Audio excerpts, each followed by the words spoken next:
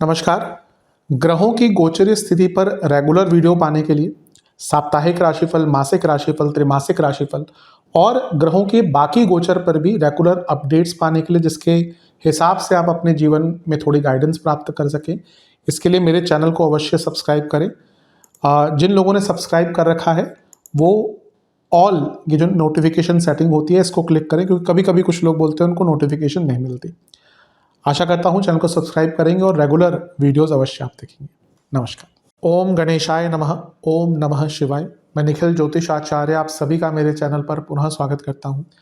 आशा करता हूं कि आप सभी स्वस्थ होंगे। महादेव की कृपा आप सभी पर सदैव बनी रहे। कि वीडियो मिथुन यानी कि जमिनाई के लिए बहुत विशेष है, क्योंकि वीडियो है 29 दिसंबर से 4 जनवरी 2025 दिसंबर से यानी कि 4 जनवरी 2026 तक के साप्ताहिक राशिफल के बारे में। कैसा रहेगा आने वाला सप्ताह मिथुन के लिए।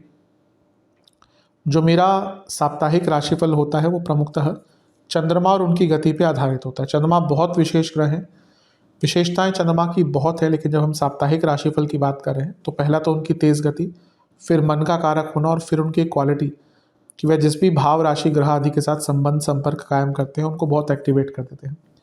चंद्रमा के इस गोचर के कारण या चंद्रमा के इस बदलाव के कारण पूरे हफ्ते में हमारे मन मस्तिष्क, विचार, स्वभाव, सोचने के तौर तरीके, दृष्टिकोण, हर चीज़ पर बहुत डायरेक्ट इम्पैक्ट पड़ता है। और इन सबको समझने के लिए साप्ताहिक राशिफल बहुत विशेष होता है। इस अंधकार में जीवन में ज्योतिष एक मात्र विद्या है जो हमें सहारा देती है, गाइडेंस देके। भले ही ये राशिफल बहुत सामान्य आधार पर दिए जाए, लेकिन एक जनरल गाइडेंस के लिए बहुत उपयोगी होते हैं। यदि आपकी लग्न राशि या चंद्र राशि मिथुन है, जमिनाय है, दोनों ही गाइडेंस के लिए इस राशिफल को देख सकते हैं। जहाँ से सूट और रिलेट ज़्यादा करता है वहाँ से देखिए। व्यक्तिगत तौर पे मेरा मानना है लग्न से देखेंगे तो अच्छा, इनकेस नहीं पता है तो चंद्र राशि से भी इसको देख सकते हैं। शुरू करते हैं इस अत्यंत महत्वपूर्ण राशिफल का।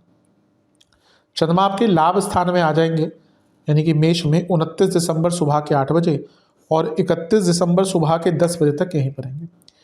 चंद्रमा का लाभ स्थान में आना एक प्रकार से काफ़ी अच्छा माना जाता है। चंद्रमा धनेश है और लाभ स्थान में आना धन की गति बढ़ाता है। और लाभ स्थान में अच्छी स्थिति में चंद्रमा यानी कि सकारात्मकता बढ़ेगी, मौके बढ़ेंगे, रुके काम पूर्ण होंगे, इच्छाओं की पूर्ति होगी। धन के लिए तो बहुत अच्छा होता ही है। इवन अगर वो धन स्थान के स्वामी ना भी हो तब भी उनका लाभ स्थान में आना धन कारक बनता है, लेकिन यहाँ पे तो धनेश है तो उनका लाभ स्थान में आना बहुत श्रेष्ठ माना जाता है। ये ऐसा टाइम है जब आपके अंदर सकारात्मकता रहेगी, कुछ बड़ा करने की जिद रहेगी। और यहाँ से चंद्रमा पंचम भाव को देखेंगे, यानी कि क्रिएटिविटी, थॉट प्रोसेस, सब कुछ बहुत पॉजिटिव रहेगा। तो हफ्ते का शुरुआती भाग तो आपके लिए बहुत अच्छा दिख रहा है। नवांश कुंडली कह रही है कि सब ठीक है, लेकिन दूसरों की भी सुनिएगा। यहाँ पे आप थोड़ा सा ना सेल्फ ऑब्सेस रह सकते हैं। दशांश कुंडली कार्य क्षेत्र में अच्छा काम कर पाएंगे। एक इंस्पिरेशन दिख रही है। बिजनेस बहुत अच्छा टाइम है, बिजनेस में सक्सेसफुल टाइम है, बहुत काम बनेंगे, बहुत लाभ मिलेगा। लव लाइफ ऐसा कोई प्रॉब्लम नहीं दिख रही, लेकिन हाँ एक ही दिक्कत है कि ईगो क्लैशेस बहुत होंगे। वैवाहिक जीवन, कम्युनिकेशन गैप बहुत दिख रहे हैं। स्टूडेंट्स, आपको बहुत मौके मिलेंगे। यहाँ पे कुछ कार्य आपके नहीं बन रहे थे, कुछ कार्य अटक रहे थे, उनको पूर्ण करने के बहुत मौके मिलेंगे।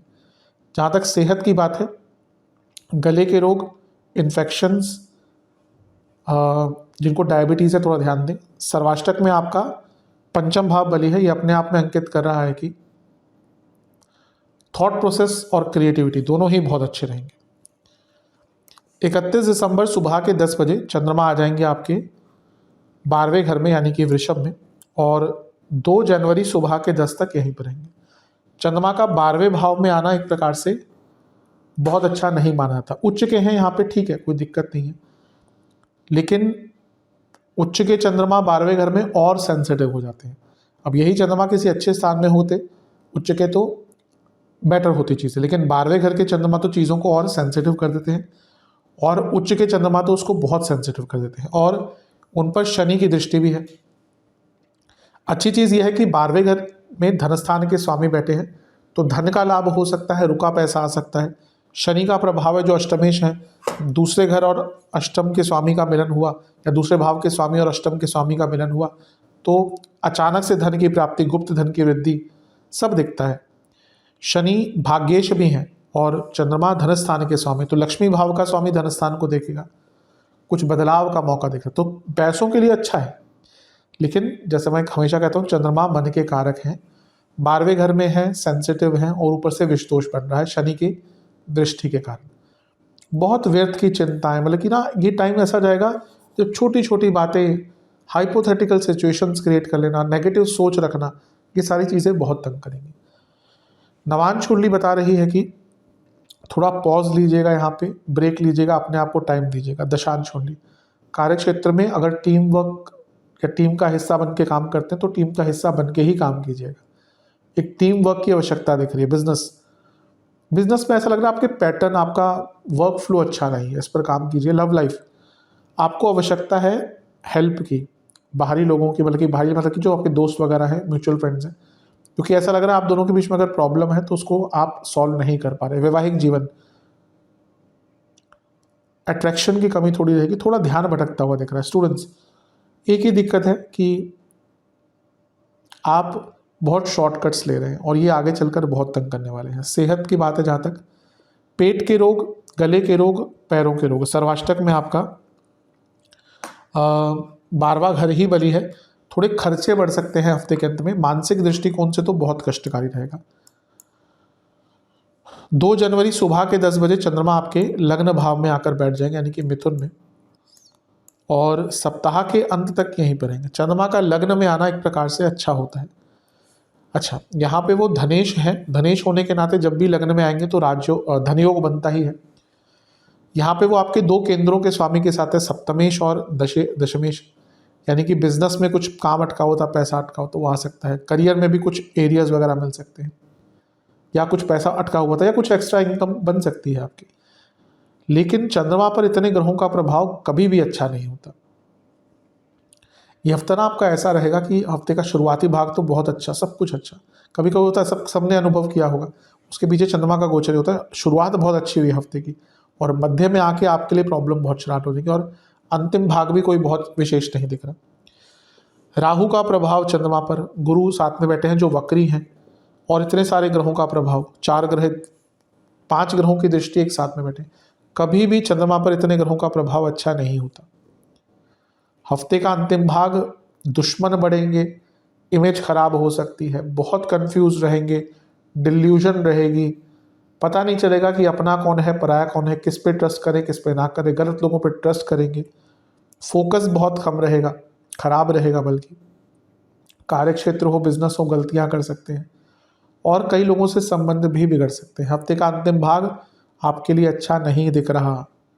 मैं तो यही कहूँगा, जितना यहाँ पे विनम्रता से, संयम से, संतुलन से समय बिता सकते हैं, उतना आपके लिए अच्छा है। जहाँ जल्दबाजी रही, पेशेंस घटी, ओवर कॉन्फिडेंस बढ़ा, बहुत दिक्कत होगी। पर्सनल लाइफ हो, प्रोफेशनल लाइफ हो, हर चीज़ में सेंसिटिव टाइम है। कोई बड़े डिसीजन मत लीजिएगा, कोई धन के निर्णय मत लीजिएगा।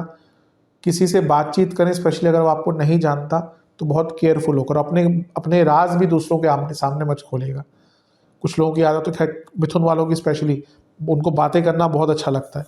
कभी कभी ओवर एक्साइटमेंट में वो अपने पर्सनल लाइफ भी बहुत जल्दी शेयर कर देते हैं, बचिएगा। नवांश कुंडली, केवल अपने ऊपर विश्वास करना है हफ्ते के अंतिम भाग में। दशांश कुंडली, कार्य क्षेत्र में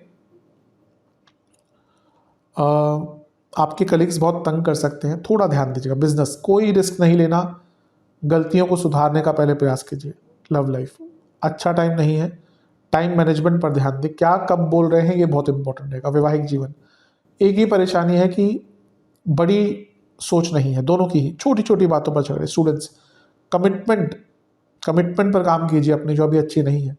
जहाँ तक सेहत की बात है, गले के रोग, कफ प्रॉब्लम, स्लीप डिसऑर्डर। सर्वाष्टक में आपका